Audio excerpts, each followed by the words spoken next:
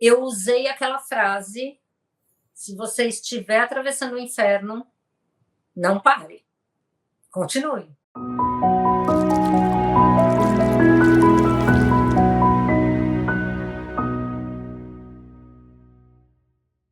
Então, a gente se conheceu pela internet, eu no Brasil, ele nos Estados Unidos, em um site de relacionamento, no final de 2016. Então, eu já tinha 44 anos, ele 10 anos mais velho que eu. Eu já tinha vindo de um casamento, de um outro relacionamento onde eu tive meu filho, e ele já tinha vindo de outro casamento também. Eu estava num aplicativo de Latinoamérica e ele me chamou. Eu já tinha conversado com algumas outras pessoas, mas algumas conversas muito vazias. Eu já estava sozinha há um bom tempo, e eu tinha definido para mim que eu não queria ficar com alguém, eu queria uma história. Sim, eu tive minha história, não do jeito que eu queria, mas ok. E ele me chamou, inicialmente um perfil sem foto, e eu, na minha descrição, eu dizia que eu não queria perfil sem foto. Então, um perfil sem foto, ele começou a me mandar mensagens, a gente começou a conversar pelo aplicativo, ele me falou onde ele morava e tudo, eu pensei, mentira, né? Mas eu vou dar corda, vou ver até onde essa pessoa vai. Daí depois, porque eu não tenho foto aqui, porque eu não sei colocar foto, né? Eu falei, tá, tá bom. Só que depois ele me mandou uma foto por e-mail, depois eu fui vendo que as coisas eram de verdade. Ele estava com outro nome, que não dele, por isso também eu comecei a duvidar. E falou de uma outra cidade, que é na Califórnia, mas é uma outra cidade que não a que ele morava de fato. E depois ele me explicou por quê.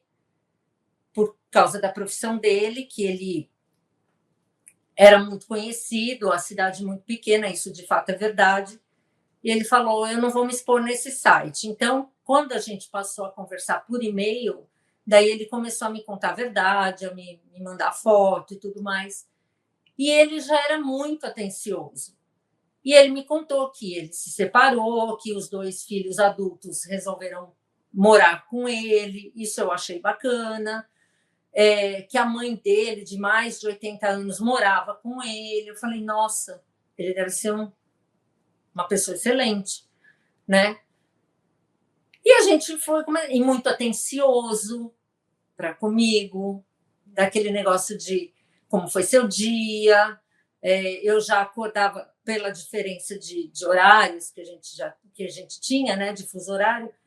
Eu acordava, já tinha e-mail dele, bom dia, como é que você tá, como é que não tá. Eu estava num momento muito difícil profissionalmente, eu estava desempregada, e eu comecei a vender comida fitness, e ele sabia da minha condição, e ele perguntava como é que foi nas entrevistas que eu ia de trabalho, como que foi, tudo muito interessado, sempre muito atencioso, sempre muito receptivo às coisas que eu tinha para contar, que eu tinha para falar, até, tá difícil, eu não consigo trabalho, não sei o quê, entendeu?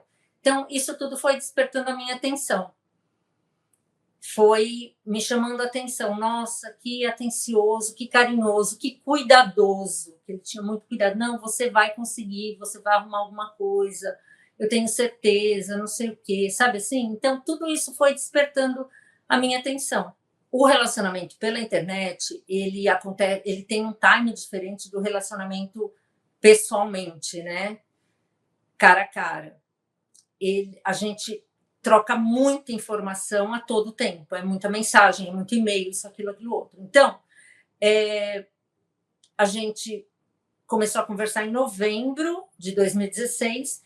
Em dezembro, a gente já falou assim, bom, a gente está conversando já há bastante tempo, que na verdade não era bastante tempo, era a quantidade de mensagens que a gente tinha trocado já. E, afinal de contas, a gente também já não era mais nenhum adolescente, nenhum jovem, e falamos: bom, o que está acontecendo com a gente? A gente está tendo um compromisso, a gente vai sair do aplicativo, como é que está isso para mim, como é que está isso para você? E decidimos sair do aplicativo. E ele me falou: é muito difícil a questão férias aqui, nos Estados Unidos, no caso, né? Mas eu acho que em março eu consigo ir para o Brasil e a gente se conhecer. Eu falei: ah, bacana, né? Então vamos, né? E a partir disso, sim, vamos sair do aplicativo e vamos nos comprometer, né? Não era, digamos, um namoro, alguma coisa assim, mas era um compromisso do tipo: olha, estamos aqui conversando e não vamos abrir para mais ninguém. Eu não vou conhecer mais ninguém, você não vai conhecer mais ninguém. Fechado? Fechado. E ele falou: bom, em março, então eu vou tentar me programar para ir para o Brasil para te conhecer, para conhecer tua família, etc. Tal. Tá bom? Tá bom. E a gente, daí a coisa foi num crescente, né? Porque já tinha perspectiva dele vir em março, daí a gente falou em namoro, estamos namorando, estamos num relacionamento à distância. Começávamos a pensar: se a gente realmente tiver uma química, se realmente a gente se gostar, quais seriam os próximos passos, mas os próximos passos a gente não mencionava muito, porque a gente também não sabia o que ia acontecer, né? A gente torcia para que sim, porque à distância era tudo muito positivo, era tudo muito excelente.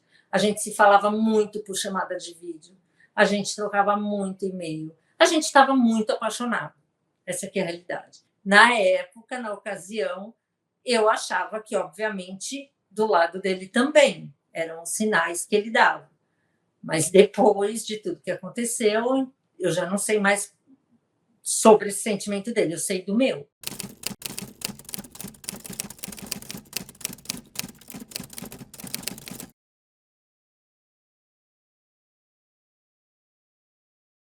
Quando ele veio, ele conheceu os meus pais, ele conheceu o meu filho, ele conheceu o pai do meu filho, que eu fiz questão que ele conhecesse, que eu tenho um bom relacionamento com o pai do meu filho, a madrasta do meu filho, meus amigos. E tem pessoas nesse grupo que são muito críticas assim ao primeiro contato.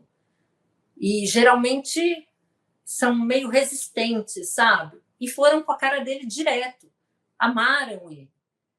Então, assim, era uma pessoa muito fácil de gostar. E antes dele ir embora, a gente fez planos de que, no final de 2017, eu viria para cá para conhecer a família dele.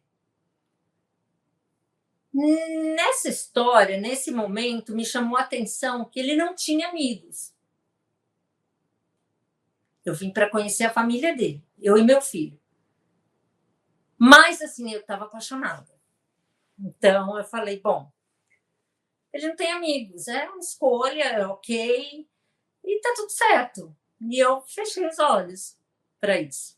Fechei os olhos, aspas, me chamou a atenção, mas eu passei por isso, eu deixei passar, entendeu? Coisas que eu fui prestar atenção só depois, no momento, não. Eu pensava: e se ele for realmente muito bom e eu deixar passar? E se ele for realmente muito bom e eu não estou errada, eu estou apaixonada pela pessoa certa? E, sabe, a gente sempre se coloca nesse lugar de culpa, né? Então eu falei: não, eu vou dar uma chance. Acho que a ideia foi essa. Eu vou dar uma chance para mim, não é uma chance para ele, não. Eu vou dar uma chance para mim, eu vou me permitir. Porque nenhum relacionamento é perfeito, nenhuma pessoa é perfeita, entendeu? Ele está dando sinais de que realmente ele está apaixonado, eu estou apaixonada, está fluindo como um começo de relacionamento tem que ser. Teve esse hiato aí, né? De março, que ele foi para o Brasil, até eu vir para cá. Então, sempre telefone, mensagem. E daí, como a gente já tinha se conhecido, que a gente validou essa paixão, essa euforia e tudo mais, a gente começou a falar de eu e meu filho virmos para cá, conhecer a família dele e tudo. E eu falava assim, bom, a sua mãe mora com você, tem 2 filhos adultos que moram com você, não é mesmo? Falava, então, como que vai ser essa questão? Se de repente a gente der certo, vir a pensar se casar, eu já comecei a tratar desses assuntos. Ele falou, olha, não tem problema, porque eu já estou conversando aqui com a minha família, que eu conheci uma pessoa, porque ele esperou me conhecer pessoalmente para contar para a família dele, ok? Então, ele chegou, contou para o irmão, ele tinha um relacionamento muito próximo com um irmão, ele tem um irmão e mais, acho que 2 irmãs, não lembro. E esse irmão era muito próximo dele, muito amigo dele, então ele contou para a cunhada, contou para os filhos. E ele falava, não, olha, vem tranquila. Eu falava, olha, porque assim, são 2 pessoas que vão chegar na casa onde as pessoas já têm sua rotina estabelecida, sua dinâmica estabelecida, de muitos anos, e 2 pessoas estranhas, estrangeiras, vão chegar na casa. É meio confuso isso, né? Como é que vai ser? Não, você fica tranquila, porque tudo já está sendo conversado. Minha mãe torce para que eu case. Minha mãe é muito preocupada de, se eu morrer, você vai ficar sozinho, nananã. Ai, que fofo, né, gente? Gente, é o homem dos sonhos, né? Tudo tão maravilhoso, né? E tá bom. Daí eu e meu filho fomos. E fomos, assim, muito bem recebidos. A gente foi em época de final de ano. A gente passou Natal e Ano Novo. E uma exigência que eu fiz, eu falei, eu não quero ficar na sua casa. Eu quero ficar em hotel, ok? Porque não tem sentido, né? Sei lá, eu achei muito jogar, me impor para os familiares. Eu falei, não é o momento. O que tem de mais? Eu falei, tem tudo de mais. Eu não quero. Ok, fechamos a questão. Fiquei no hotel, eu e meu filho. Daí fomos passar o Natal lá. A comunicação não fluiu muito com os filhos dele, porque assim, o meu inglês até hoje ele é aquele inglês que eu me comunico. Eu não falo fluente, eu me comunico. Eu que abri minha conta em banco, eu que tirei meu cartão de crédito, eu que resolvi minha vida na empresa e tal, mas eu não tenho fluência. Então, eu não consegui muito dialogar com os filhos dele. Mas com o irmão, que falava espanhol e tal, e esforçado em me entender também, fluiu, tudo certo. A mãe, assim, a gente meio que conversou, ela já começou. Aquela pessoa mais idosa, que não tem um freio na língua, já começa a falar da família inteira. Eu consegui entender o espanhol dela tal. Depois que eu voltei para o Brasil, que foi na primeira semana de janeiro, né, que eu passei o Ano Novo aqui, daí na primeira semana de janeiro a gente já começou a tratar da próxima viagem dele para o Brasil, que foi se eu não me engano, ele voltou para o Brasil em abril, era época de Páscoa. Eu lembro que até eu mostrei para ele como que era um ovo de Páscoa, porque aqui não tem essa tradição de ovo de Páscoa e tal. Então, foi época de Páscoa, e ele ficou dessa vez 2 semanas, né? Porque a gente já estava namorando, a gente estava num compromisso e etc e tal. Eu não sei se funciona assim para todo mundo, mas quando a gente está se relacionando com um estrangeiro, a gente não tem que pensar só no casamento. A gente tem que pensar, antes de pensar no casamento, você tem que pensar que tipo de visto a gente vai pedir para poder se casar. Então a gente começou a tratar disso. Pouco antes dele voltar para o Brasil, a gente já estava começando a falar. Porque como eu tinha visto de turista, ele falou, não sei se de repente você vem como turista, e daí depois de 3 meses a gente se casa, porque isso é uma forma não legal, digamos assim. E ele mesmo falou, olha, tem esse visto aqui, que é o visto K1, que é o visto de noivo, né? E tenho visto de esposa também, visto de casamento. Daí a gente começou a tratar sobre isso, eu entrei em grupos do Facebook sobre esse visto e tal, e a gente decidiu que a gente ia entrar com visto K1.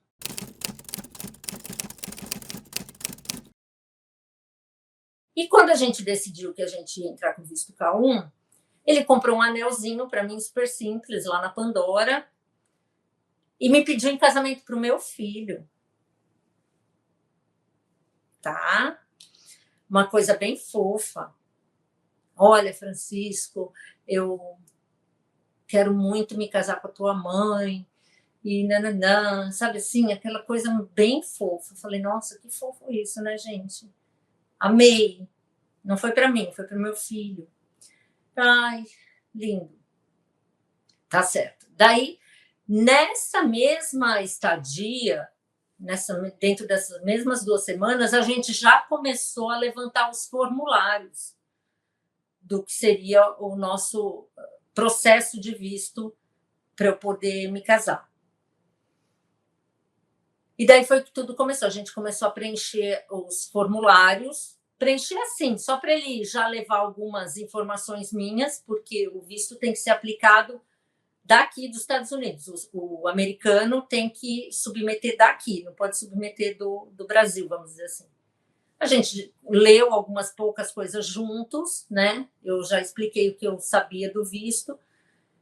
E ele começou a preencher nessa estadia que ele estava no Brasil. E quando ele veio para cá, quando ele voltou para cá, ele aplicou, se eu não me engano, em agosto, porque tem muita coisa, muita informação para você juntar e tudo, né? Para você poder submeter esse formulário. Então, se eu não me engano, ele aplicou em agosto, a gente está em 2018. Ele aplicou depois de ter me pedido em casamento e tal, e foi isso, o processo de pedido de casamento.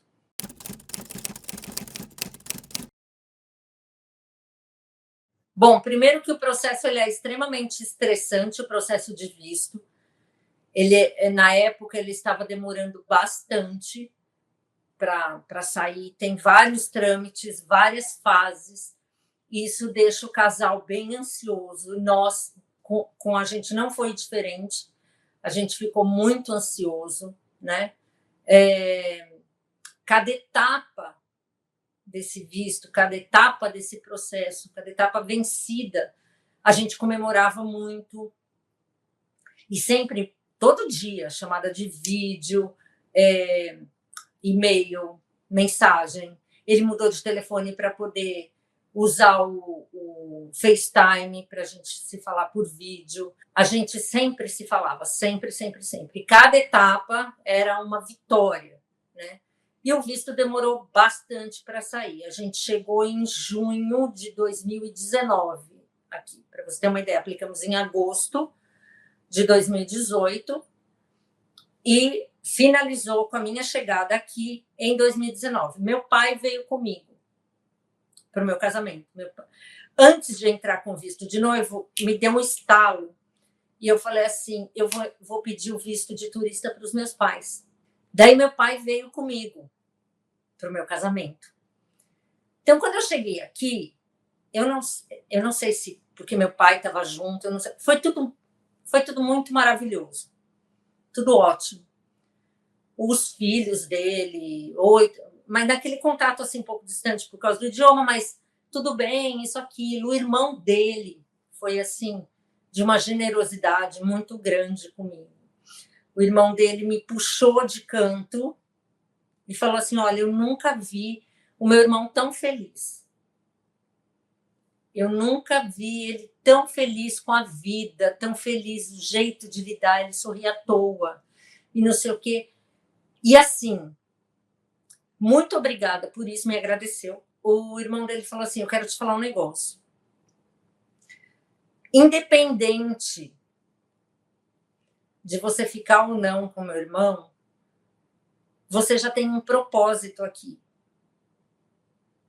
E isso ficou para mim, sabe? Independente do que aconteça entre você e meu irmão, se Deus te mandou para cá, você tem um propósito. Desse jeito. do absoluto nada, né? Eu falei, ai, que fofo, que lindo, né? Ai, que demais, adoro ele. Tanto que, assim, eu que fiz o convite para ele celebrar o nosso casamento, porque tem o casamento na corte que você faz, que é o casamento oficial que o juiz faz, tarana, tarana, e tem a cerimônia que você pode chamar qualquer pessoa para celebrar teu casamento, desde que essa pessoa tenha lá a permissão para celebrar o teu casamento. E eu falei, olha, eu quero muito que o seu irmão celebre o nosso casamento. E daí ele ficou super emocionado de eu ter convidado o irmão dele, sabe? Ele ficou assim, gente, ele era o homem da minha vida, você não tá entendendo. Ficou super emocionado, falou, eu não esperava isso, jamais. Não sei. Eu falei, não, porque eu gosto muito dele, tá, tá, tá, tá, tá. Ele celebrou nosso casamento. A esposa do sobrinho dele, a sobrinha dele, que fez minha maquiagem, que fez meu cabelo. Então, fui super bem recebida. Um outro detalhezinho, assim, bem pequenininho, que hoje tem relevância para mim. Quando eu cheguei, a irmã dele falou assim, então você que é a Mônica? Sou eu que sou a Mônica. Nossa, o que você fez? Como é que você conseguiu? Eu falei, conseguiu o quê? Conseguiu conquistar meu irmão, porque ele é tão especial. Eu falei assim para ela, deve ser porque eu sou especial também. Mas aquilo me acendeu, falou, sabe, como que você, quem é você que conquistou esse Deus, né? Quem é você? Do que se alimenta? Onde vive? Eu falei, gente, eu falei, deve ser porque eu também sou especial, por isso que eu conquistei ele. E ficou, e por isso, de novo, aquele sinalzinho, mas que passou. Apenas passou. Eu cheguei no dia 19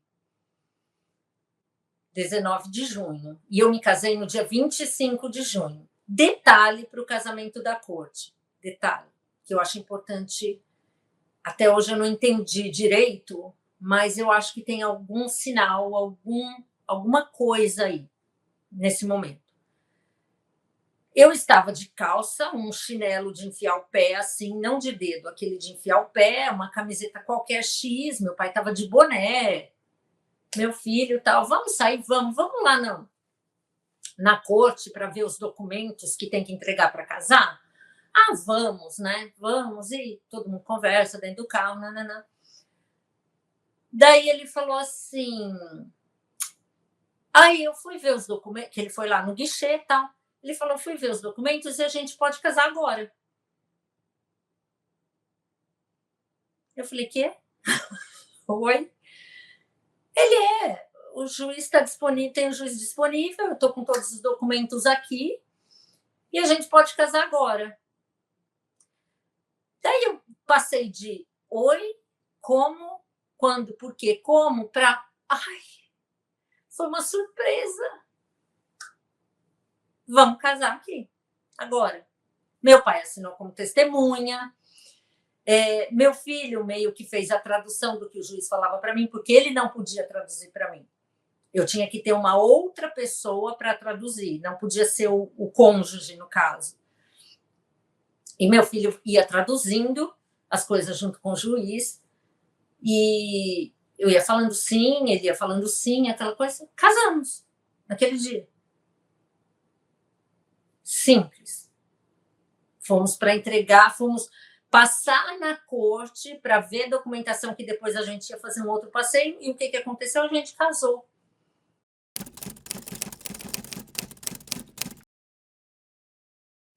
Daí a cerimônia ia ser outro dia, porque tinha um casamento do sobrinho dele final de agosto. A gente pôs o nosso casamento tipo uma semana antes. Uma semana antes do casamento do sobrinho dele, a cerimônia. Daí sim, eu tinha levado as lembrancinhas do Brasil e tudo mais. Daí como que começou? Ele tinha uma cachorrinha que ficava no quarto com ele. Só que quando eu cheguei, a cachorrinha foi posta para o outro cômodo, foi posta lá fora, enfim, X.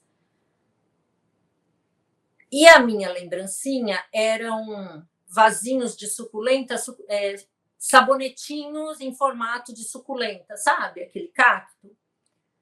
E eu cheguei, espalhei, coloquei todas as lembrancinhas assim, eram umas 50, acho, e eu cobri. Só que como era sabonete, cheirava. E detalhe, a cachorrinha tinha marcado todo o carpete dele de xixi, né? E tinha um mau cheiro ali. Eu falei, nossa, gente, preciso descobrir um produto para limpar isso aqui, né? Daí ele reclamou para mim do cheiro do sabonete das lembrancinhas. Ele falou, não tem jeito de você pôr outro plástico por cima, porque isso daqui tá cheirando. Eu falei, mas espera aí, o cheiro do carpete do xixi da cachorra não te incomoda? Seu nariz deve estar viciado nesse cheiro, porque o meu incomoda. E aí começou. Um dia a gente foi numa outra cidade conhecida aqui, chama Big Bear Lake, que tem um lago, que tem as montanhas, e quando é inverno nessa cidade neva e tal. A gente foi levar meu pai lá.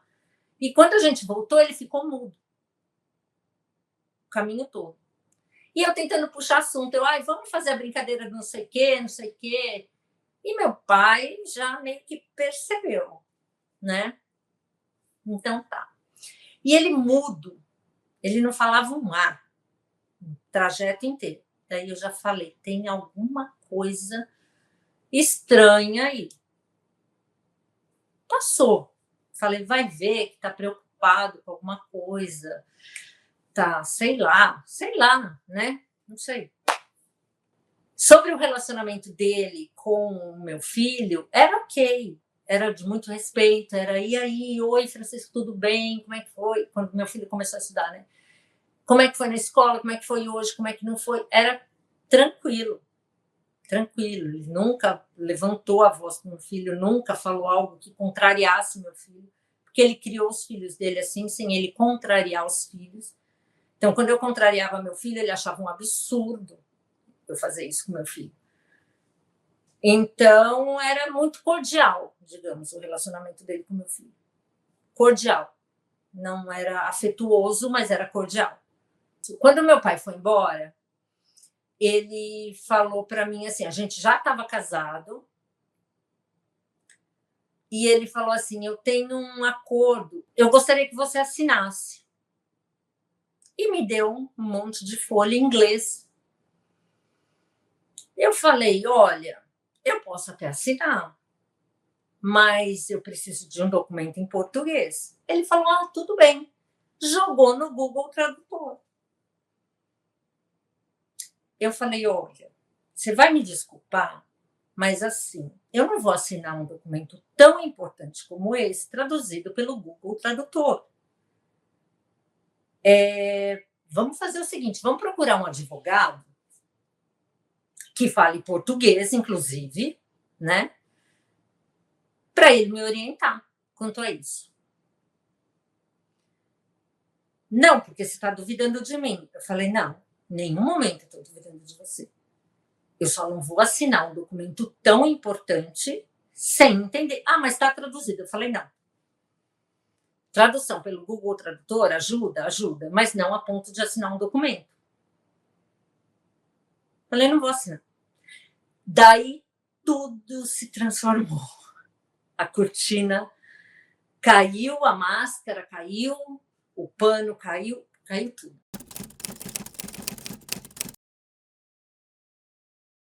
Então, muito que bem, eu não assinei e daí tudo se transformou. O que acontecia? Ele nunca foi violento, assim, de violência física comigo ou com o meu filho. Com meu filho, ele não mudou o tratamento. Ele simplesmente me ignorava. Ele não falava comigo dias, semanas. Mas não era só o não falar. Era olhar e passar através de mim, assim. Eu não existia. Era uma coisa que eu parava e pensava, será que eu estou alucinando? Eu cheguei a me questionar. De novo, aquele lugar que a gente se coloca e diz, será que eu estou louca? O que está acontecendo? Quem é essa pessoa? Eu cheguei a falar, gente, é a mesma pessoa que eu conheci, porque para mim era um total estranho. Total. Daí ele falou assim, quando ele falava, né? Olha, semanalmente eu vou depositar um dinheiro na sua conta. Eu não lembro se era semanalmente ou mensalmente, que a gente abriu uma conta conjunta. E daí fica pelo trabalho que você, pelo seu tempo aqui gasto em casa, tipo limpar a casa, cozinhar. Eu falei, mas essas coisas eu já faço, eu já fazia no Brasil, né? Ok. Daí eu comecei a pensar, eu falei, nossa, gente, eu estou sendo paga para limpar a casa, né? E quando eu percebi que a mãe dele começou a falar, você tem que limpar assim, fazer assado no dia tal, no dia X, no dia Y, eu falei, opa, espera aí um pouquinho. Então, o que eu me limitei? Me limitei a limpar o meu quarto, era uma suíte, o quarto e o meu banheiro, o quarto do meu filho, o banheiro que meu filho usava, que ele reformou um escritório, transformou em quarto para o meu filho. Um banheiro que meu filho usava, a cozinha, quando eu sujava. E eu percebi que quando eu comecei a fazer isso, ele começou a diminuir o valor que ele depositava na conta, porque, obviamente, a mãe dele chegou para ele e falou, olha, ela não está limpando a casa toda. Então, ele diminuiu o dinheiro. Um episódio muito, assim, que me marcou muito foi quando meu filho começou as aulas, a gente precisava comprar um guarda-roupa para esse escritório transformado em quarto e uma escrivaninha para o meu filho estudar. Tá, a gente foi numa loja, tal, não sei o quê, comprou com o dinheiro que ele depositava na minha conta, e que ele não falou que ia usar esse dinheiro, mas depois ele falou, então você passa o cartão aí com esse dinheiro. Eu falei, ok, tudo bem. E daí ele pegou, eu falei, nossa, vai ser um programa de família, né, gente? A gente vai montar as coisas juntos, ai, que legal, que divertido. Não. Ele falou, monta aí, colocou as caixas ali no quarto do meu filho e saiu. Para o nosso azar, o guarda-roupa veio faltando a parte de trás. Daí eu fui falar com ele. Fui com o manual assim, miudinha, sabe, simplinha. Falei, oi, tá faltando aqui a parte de trás. Ele falou, não tá, não. Eu falei, tá sim. A gente está tentando montar e tá faltando a parte de trás. Se vira. Eu falei, quê? Como assim se vira sem a parte de trás do guarda-roupa? Eu falei, não dá para montar. Pois ele falou, então vamos lá, vamos trocar. Ele tinha uma caminhonete, né? A caminhonete, mais quem usava era o filho dele. Vamos lá, não sei o quê. Pois ele foi do caminho de casa até a loja, mudo, comigo. E eu me sentindo mal com aquela situação, eu meio que comecei a chorar, assim, sabe quando você chora, só a lágrima cai, assim? De desespero, né? De falar por que tinha que vir justo o meu faltando isso, e eu pensando isso, né? E eu ia pegar na mão dele assim, ele tirava a mão, sabe? E só de falar isso eu começo a suar, a transpirar. E voltamos da loja mudo, ele mudo, completamente mudo. Daí pegamos, eu e meu filho montamos, tudo certo, tudo bem. E essa fase de ignorar continuou. Inclusive, toda semana o irmão e a esposa iam lá para tomar café, conversar, nananã. Daí eu tinha que ficar lá também, né? Eu me sentia uma forma educada, né? Ficar lá tudo. Ele sentar assim, virado para o irmão, e eu aqui atrás dele. E ele passar o tempo inteiro aqui. Um belo dia, Eu não vou lembrar do motivo dessa discussão. Eu não vou lembrar, não sei se era por causa do prenup, alguma coisa assim, de eu não querer assinar. Ele tirou a aliança, isso a gente tinha 1 mês de casado. Ele falou, isso não vai dar certo. Isso não vai dar certo. E eu não vou aplicar, porque quando você... Parênteses, eu cheguei com visto de noiva, casei. Visto de noiva é uma entrada no país. Você tem 90 dias para casar. Você casa. Quando você casa, você está fora de status. Você tem que fazer um outro processo para o ajuste de status. Um detalhe curioso.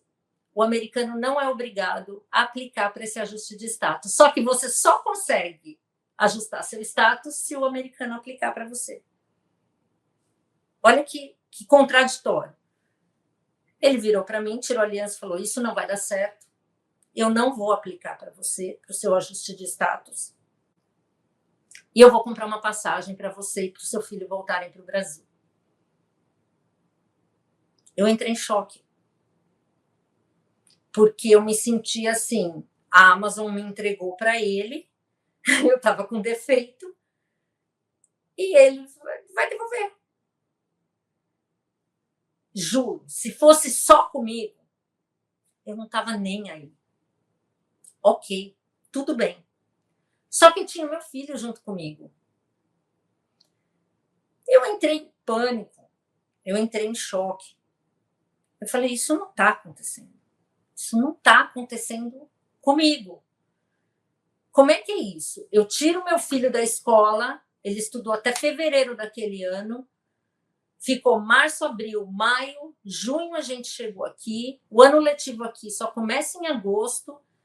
Eu falei, pera, meu filho começou a estudar agora e, de repente, a gente vai voltar? O que eu estou fazendo com a cabeça do meu filho? Olha como eu sou irresponsável. Comecei a me culpar de novo.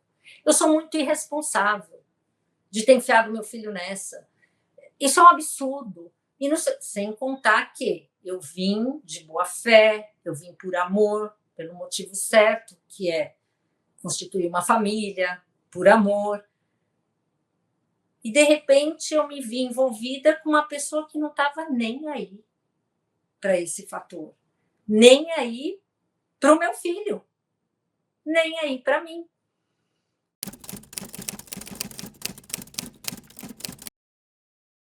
Eu falei, não, isso não está acontecendo. Daí tem um documento que chama I-94, e ele fala até quando, né, que você pode ficar no país legalizada, e o meu ia vencer em setembro. Então eu falei, olha, um dia eu falei para ele, depois disso, né, que ele falou que não ia aplicar, eu falei, olha, e eu deixei passar. Ele falou isso, eu fiquei em pânico, desesperada, comecei a dividir essa situação nos grupos do Facebook, descobri que eu não estava sozinha, que tinha um monte de gente passando pela mesma situação, fiz amizade com muitas mulheres que estavam na mesma situação. Foi uma corrente mesmo. E eu falei, eu vou administrar isso, já na depressão. Já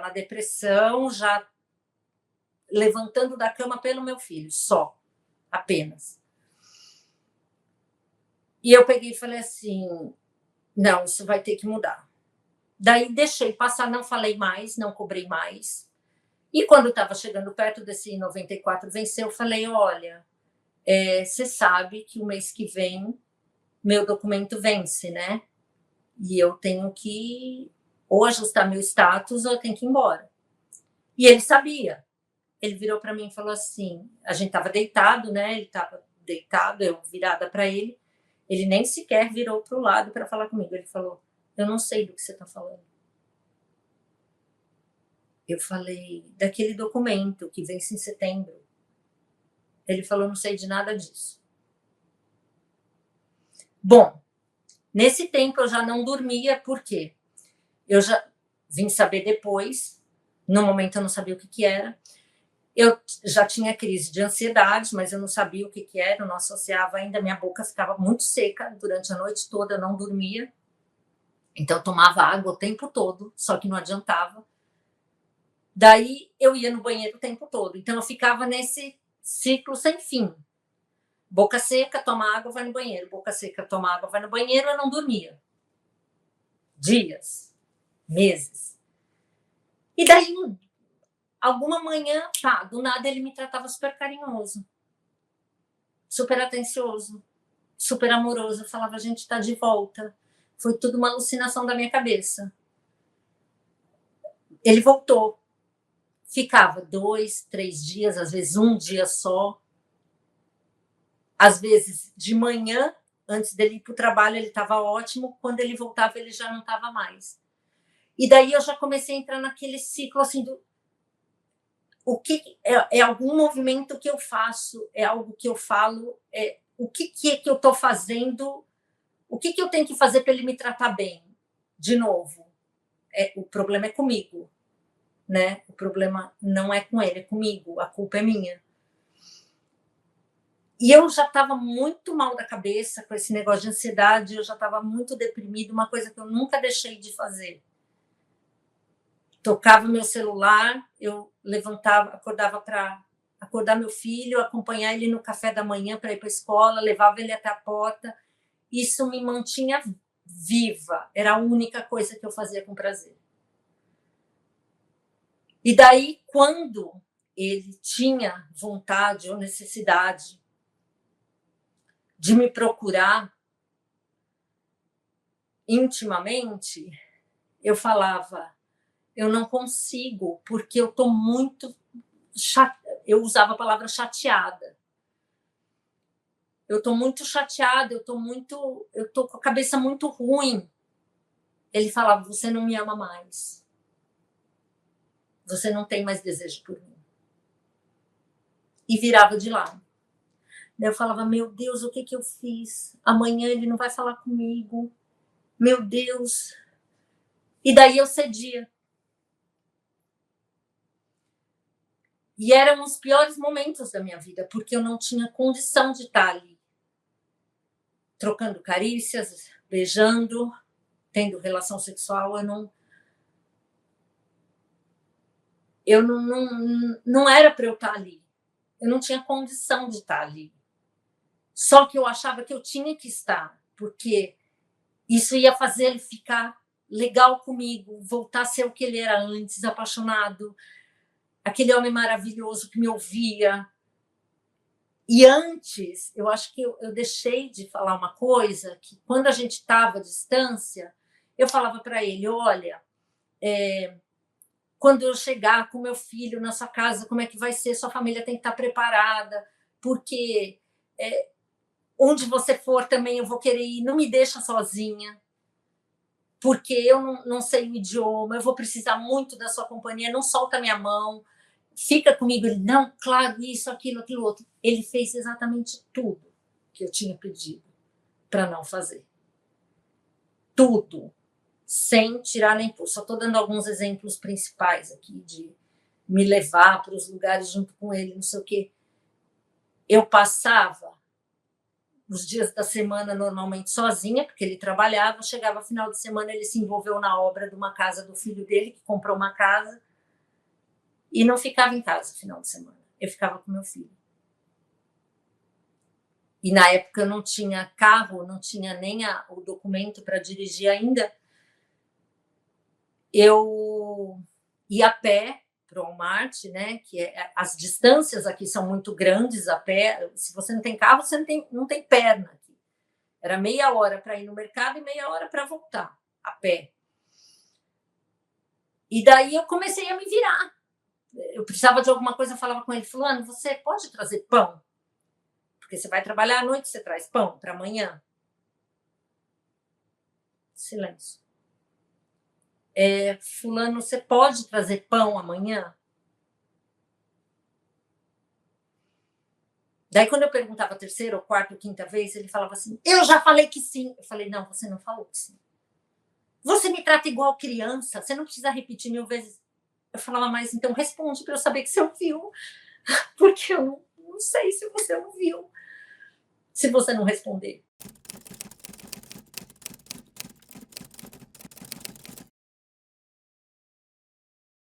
E daí eu comecei a me virar. Detalhe, deprimida, tá? Vamos deixar bem claro isso, que eu estava... A estopa do mecânico, sabe aquele mecânico que tem um pano que limpa a mão? Eu, quando me olhava no espelho, eu me via daquele jeito. Aquele pano do mecânico, uma estopa mesmo. E eu comecei a falar, não, eu vou começar a pedir coisa de delivery aqui. E ele foi observando isso, e eu acho que, de uma certa forma, isso começou a incomodá-lo. Hoje eu tenho essa noção, tá? No momento eu não tinha. Então, para mim, ficou assim, epa, como que ela está se virando? Como que ela não está mais me pedindo as coisas? E isso, o processo, ele aplicou o processo, ou seja, ele só fez uma tortura, apenas uma tortura, nada tão sério. Ele só quis me torturar mesmo. Ele aplicou para o ajuste de status, demorou o processo, nós passamos por entrevista juntos, porque tem a entrevista, tem gente que tem entrevista, tem gente que não tem, nós passamos, ele foi de aliança, porque ele não usou mais, tá? Ele foi de aliança, falamos lá, tal. Assim, na verdade, já era tudo motivo de discussão, qualquer coisa que eu falasse. Então, um exemplo, só para não parecer assim, ela foi a santa e ele o carrasco. Não. Um dia eu falei assim, olha, você viu que eu recebi negócio de academia? São $10 por mês. Mas tem que assinar algum contrato? Porque se tiver que assinar algum contrato, não vai dar. Você usa ali os equipamentos do meu filho, que ficam na garagem. Eu falei, mas eu não tenho disciplina para treinar em casa. Eu tenho que ir para academia. Eu não consigo treinar em casa. Se tiver que assinar contrato, não. Porque era assim, se tiver que dar um telefone para fazer um cartão de fidelidade, não podia. Se tiver que assinar um contrato, não pode. Parecia que a NASA, o FBI ia vir atrás dele. Né? Daí eu peguei o flyer assim, falei assim, joguei, porque eu já estava no meu auge, né? Joguei e falei assim, eu sei o que você quer. Eu falei, você quer uma empregadinha que resolva os problemas da tua casa, que te atenda na cama e só. Essa pessoa não pode ter vida.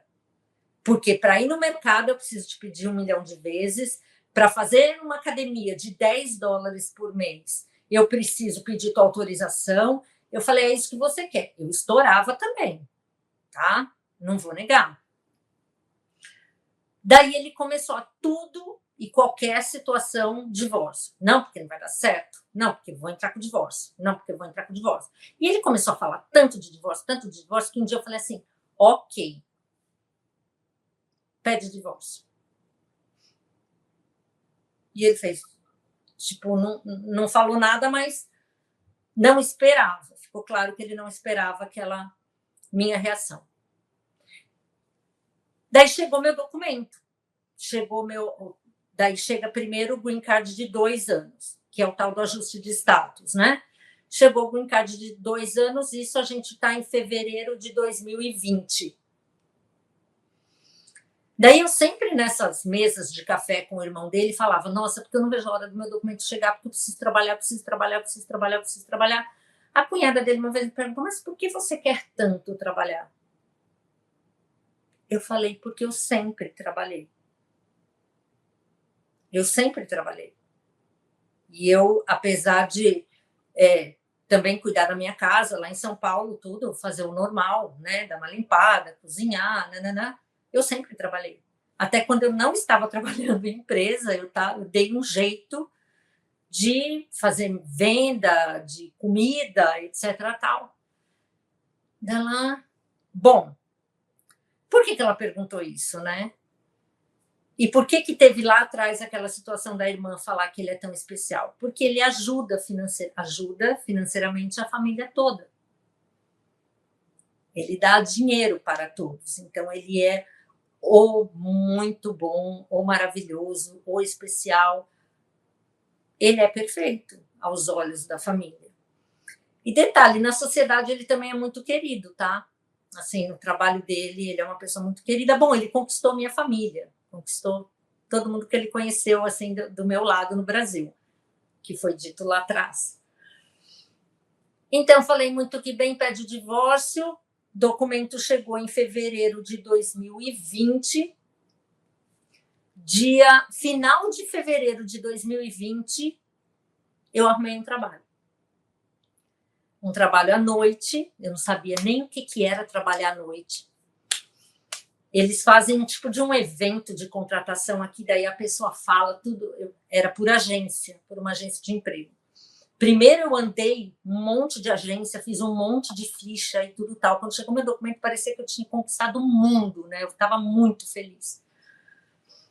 Daí fiz um monte de ficha, daí eu vi, eu tinha um site de emprego, não sei o que, fui, falei, ó, estou interessada. Ela falou, o evento de contratação é amanhã. Eu fui sem saber onde era, fui de ônibus, no aplicativo ali do ônibus, porque aqui é um ônibus que vai, um ônibus que volta. Não tem essas opções que tem em São Paulo. Eu sou de São Paulo. Então, se você não consegue num lugar, você pega um ônibus, desce da ponta, pega outro. Aqui não existe isso. Fui, não entendi nada do que a mulher falou, entendi alguma coisa ali, pega ali no espaço. Falei, mas tudo bem. Ela, então, o horário é amanhã, às 8 da noite, vai trabalhar até às 5, não lembro, era de noite. Fui de ônibus, daí eu ficava na empresa esperando dar o horário do primeiro ônibus começar a passar de manhã, para eu poder sair. Torta de sono, né? Porque eu nunca tinha trabalhado à noite, mas eu falei, foi esse emprego que saiu, foi esse emprego que eu vou pegar. Muito bem. Uma semana depois, e detalhe, assim, eles não davam luva, não dava equipamento de proteção, nada. Uma semana depois, vem a mensagem por SMS falando, olha, você não precisa comparecer tal dia, que era o dia do meu próximo trabalho, do meu próximo horário, por motivos de desempenho. Eu falei, então o problema sou eu sou um lixo mesmo. E nesse dia, eu só não acabei com tudo por causa do meu filho. Porque a minha vontade era de acabar com tudo. Eu falei, o problema sou eu, ele está assim por minha causa, a empresa não me quer, eu não sirvo para trabalhar, eu sou um lixo. Acabou comigo. Daí eu me afundei mais ainda na depressão. Eu fiquei muito mal. Fiquei muito mal mesmo. Esse dia marcou assim profundamente a minha vida. Só que daí eu não fiz nenhuma loucura, eu continuei com a concepção de que eu era um lixo. Isso a gente já está no começo, primeira quinzena de março. Eu tinha aplicado para a Amazon e já estava começando as coisas a fechar por causa da pandemia. Daí a Amazon marca um evento de contratação, cancela, porque hoje a gente vai fechar por conta do Covid e tal. Daí marcou para outro dia, cancelou de novo. Daí marcou a terceira vez. Daí eu fui, a pessoa da segurança falou, a gente não avisou, mas também hoje não vai ter o evento de contratação. Eu falei, meu Deus, o que está acontecendo? Eu preciso trabalhar.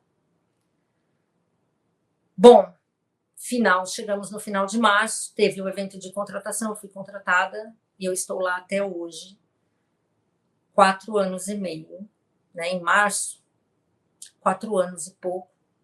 No ano que vem eu faço 5 anos, graças a Deus. E daí, quando eu comecei a trabalhar, eu comecei a me reerguer internamente. E lá eles davam equipamento de proteção, dão até hoje, né?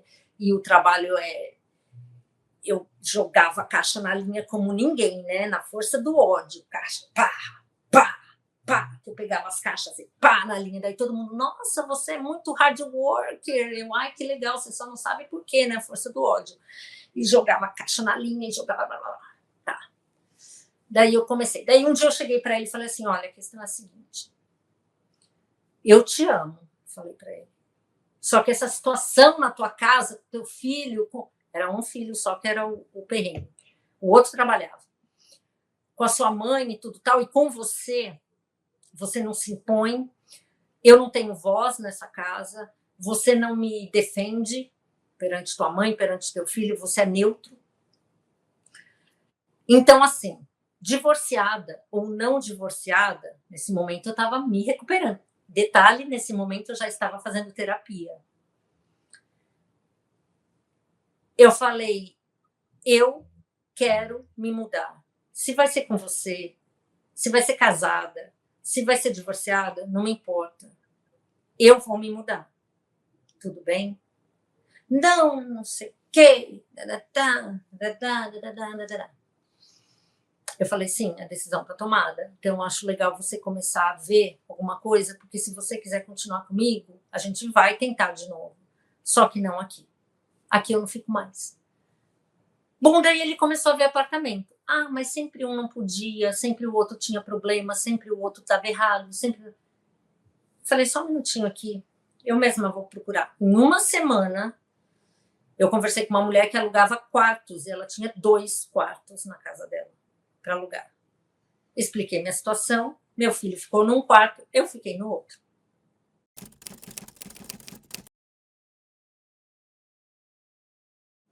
Ele se transformou. Porque eu te amo. Porque, e antes, quando eu estava para sair, porque eu comuniquei, né? Eu falei, olha, o dia da minha mudança é tanto, eu achei um quarto nessa situação, isso, aquilo, aquilo outro. No dia da mudança, ele chorou meia hora, sem intervalos, meia hora. Ele estava indo para o trabalho, ele chorou meia hora contada no relógio. Chorar de soluçar, eu nunca vi na minha vida. Eu falei, não, a decisão está tomada, eu já fechei com a mulher e a gente vai se mudar. Chegou no dia, ele falou assim, eu pensei que você ia sair sem me avisar. Eu falei, não, não cometi crime nenhum. Eu simplesmente não fui criada dessa forma. Eu vou te comunicar, olha, estou saindo, hoje é meu último dia aqui nessa casa. Eu falei, eu não vou sair que nem uma criminosa, não vou sair fugida. Bom, saí, fui para casa e ele continuou, não, porque a gente vai resgatar esse casamento, porque não sei o quê, porque eu te amo, e vamos jantar. Vamos jantar.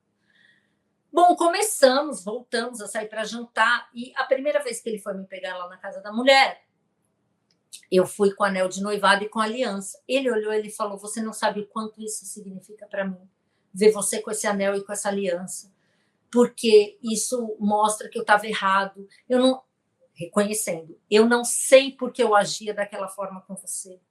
Eu sei de todo o mal que eu te causei, até na questão sexual, não sei o quê. Eu falei, gente, voltou. A pessoa voltou. Alugou um apartamento, nós fomos morar nesse apartamento, eu e meu filho. Só que ele não saiu da casa dele. Ele falou, eu vou te fazer uma proposta. Eu não vou sair da minha casa, eu vou alugar o apartamento no meu nome, no nosso nome, né? Que ficou no meu e no dele. E na tua folga, eu vou lá e fico com você e tal, mas eu vou continuar na minha casa, porque minha mãe precisa de mim. Eu, em princípio, não concordei, mas eu trabalhei isso na terapia. Minha terapeuta falou, Mônica, você ganha na Mega Sena. Porque, assim, você não vai ter, você vai encontrar com ele só quando estiver com saudade, não sei o quê. Eu falei, essa mulher não é que é uma boa? Fui, aceitei. E no começo foi tudo maravilhoso. Viajei para o Brasil, passei o final de ano no Brasil, e ainda bem, porque no ano seguinte o meu irmão morreu. Então a gente passou um final de ano maravilhoso, eu, meu filho e minha família. Ele não foi.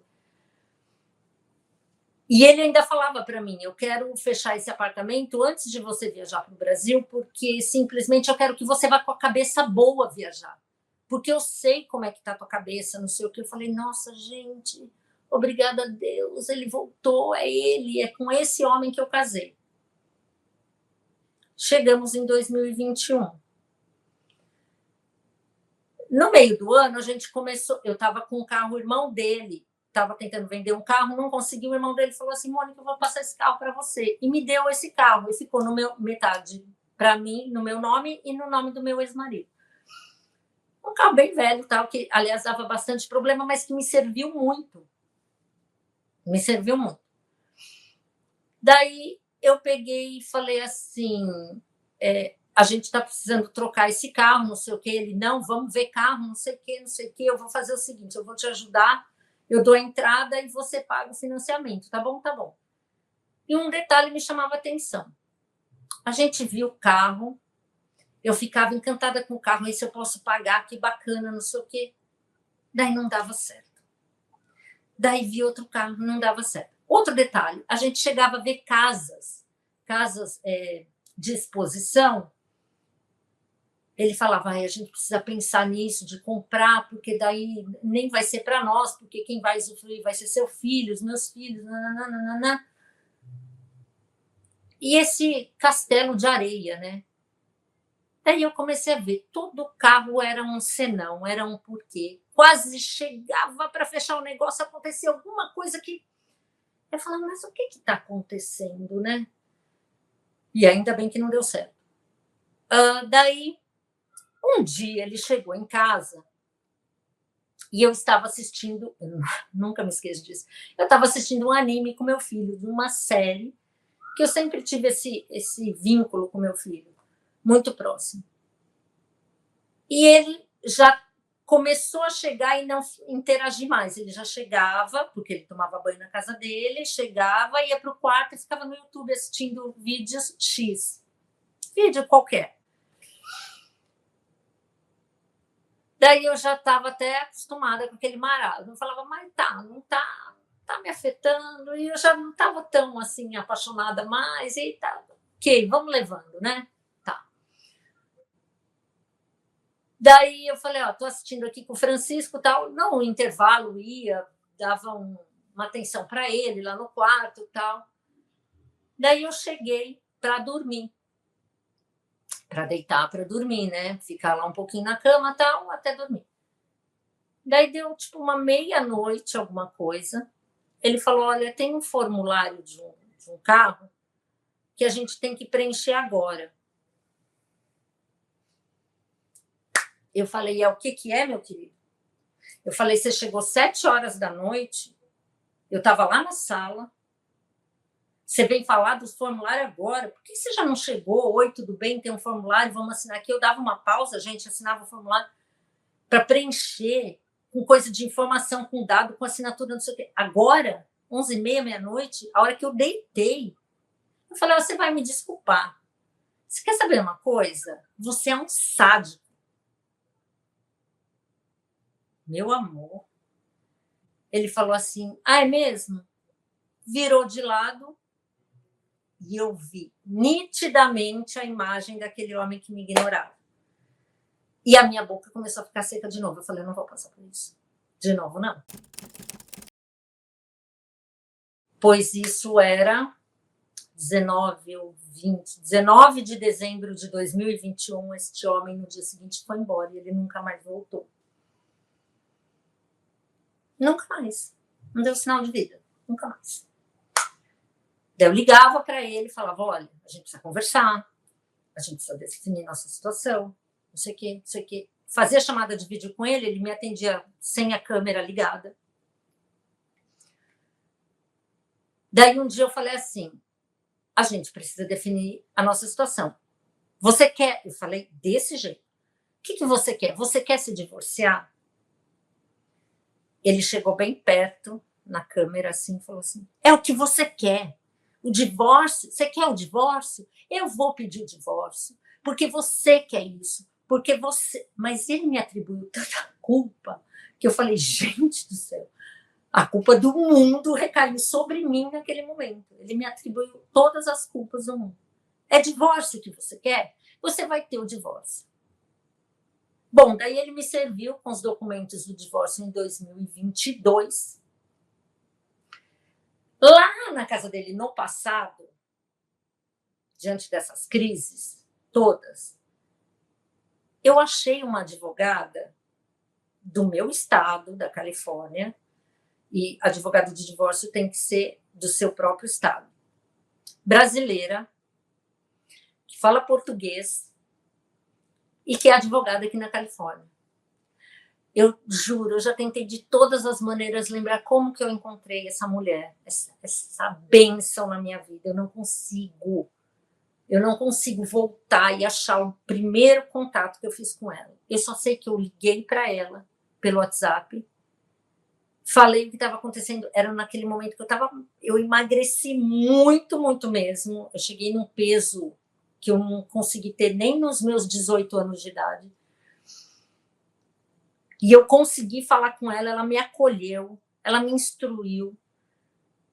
E ela foi a minha advogada no divórcio. E ele nunca soube da existência dela. Ele só foi saber da existência dela quando ele pediu o divórcio. E daí ela foi me representar. E eu acho que isso foi o pior dos pesadelos dele. Porque como eu consegui tudo isso? Primeiro, como que eu consegui trabalhar sozinha, arrumar o trabalho sozinha? Como que eu consegui, sem o idioma, me enfiar numa empresa?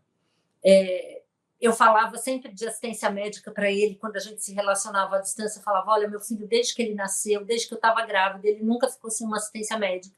Eu quero ter um seguro-saúde, quando eu chegar aí, tá claro isso para você? Não, tudo bem, chegou lá, a gente ficou sem seguro-saúde, sem assistência médica, sem assistência nenhuma. E ele falou com todas as letras, é muito caro, eu não vou poder colocar você e seu filho numa assistência médica. Ele falou, tudo isso me desesperava, era um acúmulo. E eu estava numa empresa com assistência médica para mim, com assistência médica para o meu filho. Meu filho já estava trabalhando nessa época numa lanchonete. Graças a Deus. Então, assim, como que ela tem uma advogada? Isso eu acho que foi um choque para ele, muito grande. Bom, tivemos alguns problemas no divórcio, algumas coisas todas. Demorou, saiu final de 2023.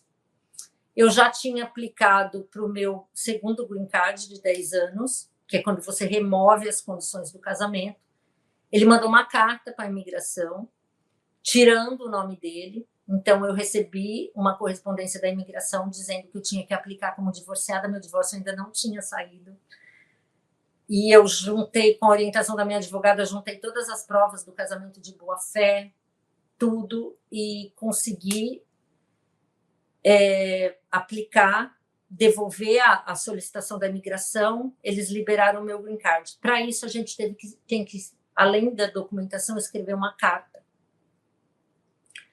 contando tudo isso que eu estou contando agora. E nesse momento da carta, foi um momento muito doloroso para mim.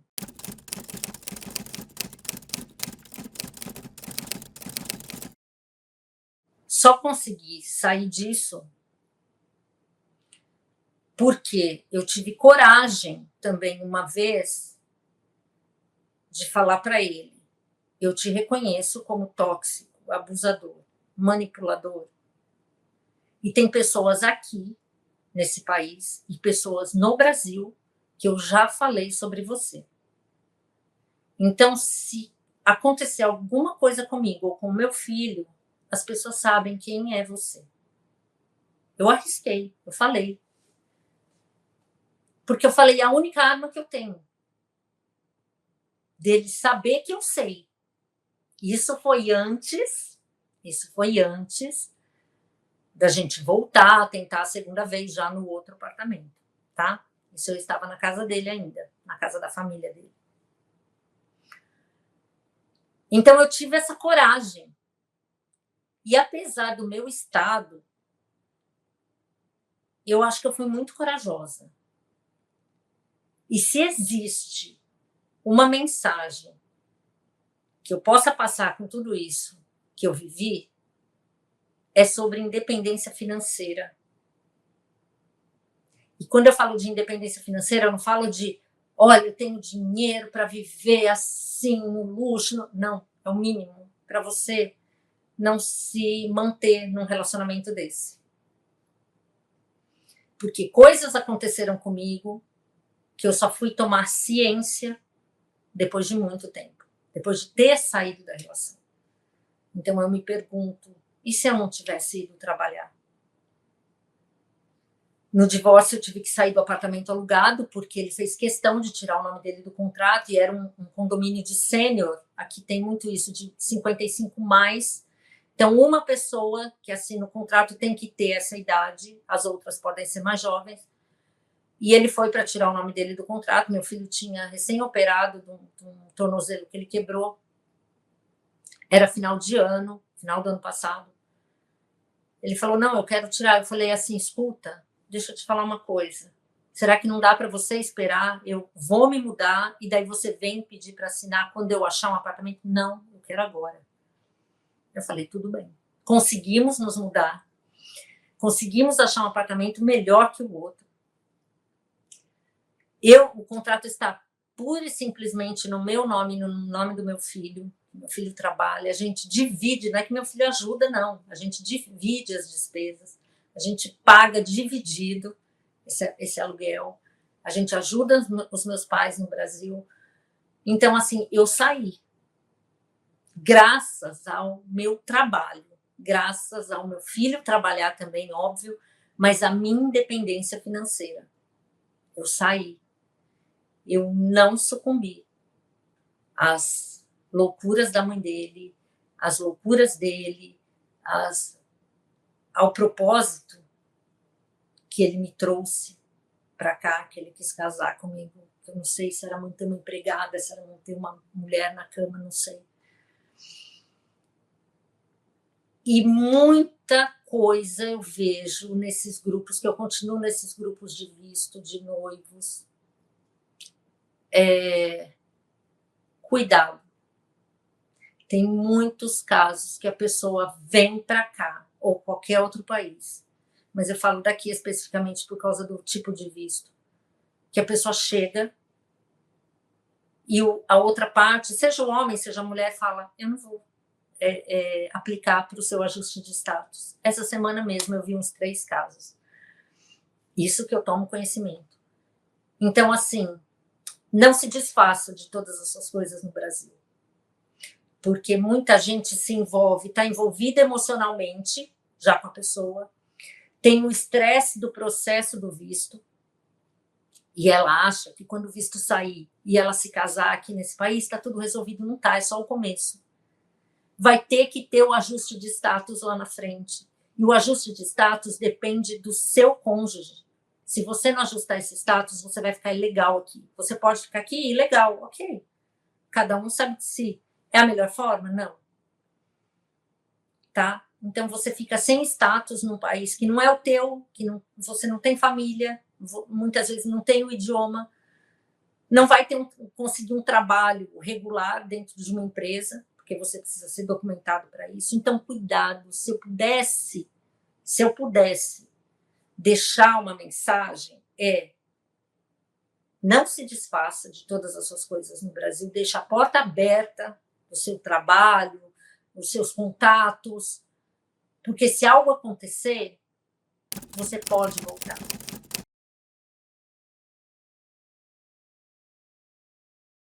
Hoje, eu e meu filho estamos num apartamento que a gente alugou, que está o contrato tão somente no nosso nome, que a gente paga, com o meu carro, que está no meu nome, que não foi comprado naquela época que ele queria comprar carro. Eu comprei depois e não teve nada de vou ver, isso, aquilo não deu certo. O primeiro que eu vi, eu consegui comprar e deu certo.